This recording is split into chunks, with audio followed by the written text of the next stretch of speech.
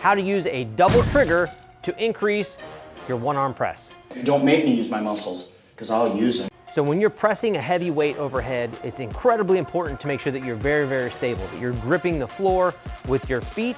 So let's say if I'm pressing with my right hand, your free hand, you're gonna wanna make a fist and you're gonna wanna pull that in tight. And what that's gonna help do is it's gonna help turn on your stabilizers and give you more tension and increase the stability in your foundation as you're pressing overhead. So the first thing you're gonna do is you'll squeeze the fist of your free hand, and that's gonna activate your stabilizers. Squeeze me? And then immediately thereafter, you're going to use a crush grip on the kettlebell or the dumbbell. Use a crush grip on that, which is gonna activate your pressing muscles as you take it up overhead. But having more tension underneath that is going to be better. What tension? This tension?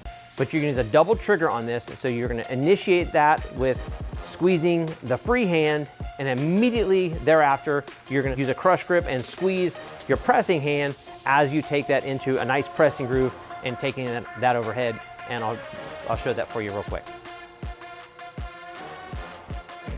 All right, take that free hand, you're gonna squeeze it in, so I'm gonna squeeze here and then press immediately to the other side. So I'm gonna squeeze.